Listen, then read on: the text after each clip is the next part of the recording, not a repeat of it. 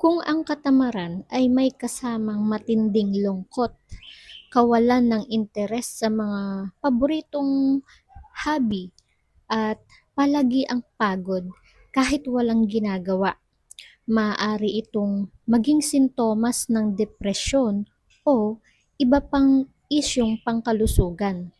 Magpakonsulta sa doktor o eksperto kung ito ay lumalala na. Bakit nga ba nakakaramdam ng katamaran? Kawalan ng focus. Kapag walang malinaw na layunin, mas madaling mag-procrastinate o magpaliban ng gawain. Mga hakbang sa pagsasanay ng utak, mag-concentrate sa isang mahalagang gawain bago lumipat sa iba. Tapusin mo muna isa-isa, huwag sabay-sabay. Gawin ang mga dapat gawin kahit na wala ka sa mood o tinatamad.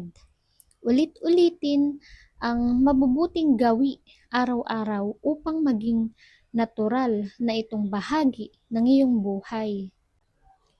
Palaging mag-iisip ng mga paraan kung paano mapapabuti ang iyong sarili at ang iyong mga kasanayan. Halimbawa, simulan ang gawain sa loob ng 2 minuto. Simulan yung gawain mo ng 2 minutes lang. Yung bang walang pilitan na itutuloy ito. Halimbawa, tinatamad kang maghugas ng plato.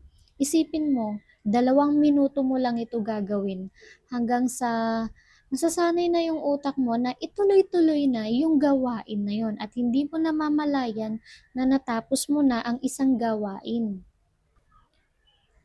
Ang pinakamahirap na bahagi ay ang pagsisimula. Kapag nalagpasan mo ang unang 2 minuto, mas madali na itong ituloy. Pangalawa, halimbawa, magdesisyon sa unang pisikal na kilos. Huwag mong isipin ang malaking idea tulad ng mag-e-exercise.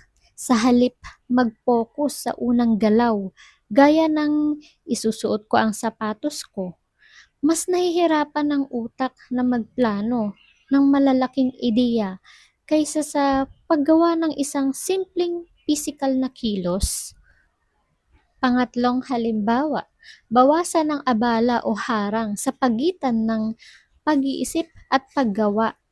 Ihanda o ilapit ang mga kagamitang kailangan mo. Kung halimbawa, gagawa ka ng vlog or assignment, isipin mo gagawin mo lang ito ng 20 minutes. Nasa isip mo lang na 20 minutes yon, pero hindi mo namamalayan na natatapos ka na sa iyong gawain at nakalampas ka na sa 20 minutes.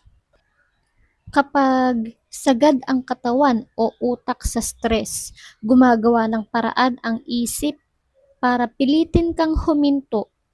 Ang akala mong katamaran ay ubos na lakas na pala. Natatakot ang isang tao na hindi maging perpekto ang resulta o magkamali siya sa gawain. Mas pipiliin ng utak na huwag na lang simulan ang gawain para iwasan ang kabiguan. Kapag hindi alam kung saan magsisimula dahil masyadong mahirap o gulo-gulo ang mga gawain, nakakaranas ang tao ng decision fatigue. Nagkakaroon ng procrastination o ang ugali na ipagpabukas na lang muna ang trabaho or gawain. Ang dopamine ay ang chemical sa utak na nagbibigay ng motibasyon at saya. Kapag may natatapos tayong mga bagay or gawain, kung kulang ang dopamine mo dahil sa puyat, maling pagkain o kawalan ng gana sa paligid, mas mahihirapan ang utak mo na maghanap ng dahilan para kumilos. Tinatamad ang isang tao kapag sa tingin niya ay walang kabuluhan o walang direktang magandang epekto sa kanya ang ginagawa niya. Mas pinipili ng utak ang panandaliang ginhawa tulad ng paghiga o pag-scroll sa cellphone kaysa sa pangmatagalang layunin. Ang sapat na tulog, karaniwang 7 hanggang 9 na oras, ay para sa mga hustong gulang. Ito ay nagbibigay daan sa utak na mag-ayos at magkarga ng energy.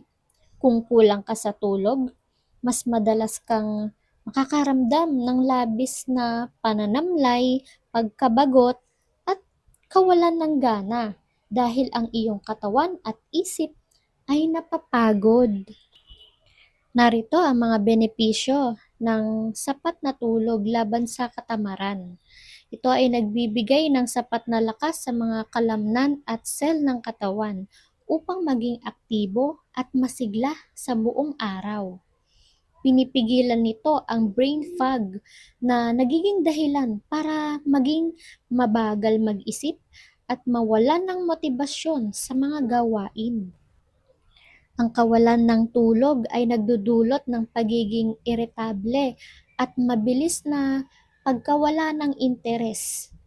Kadalasan pa nga ay mabilis magalit at magagalitin. Ang magandang tulog ay nagpapabuti ng iyong pananaw at mood, kaya matulog ng sapat na oras. Ang tulog ay kailangan para ma-regulate ang hormones tulad ng dopamine na nagbibigay sa atin ng drive o kagustuhang kumilos. Para maiwasan ang pananamlay sa umaga at makakuha ng energizing sleep, subukan ang mga sumusunod. Matulog at gumising sa eksakto parehong oras araw-araw. Halimbawa, matulog ka ng alas 8 at gumising ka ng alas 6 ng umaga. Tapos iwasan ang paggamit ng cellphone o panonood ng TV nang hindi bababa sa 1 oras bago matulog.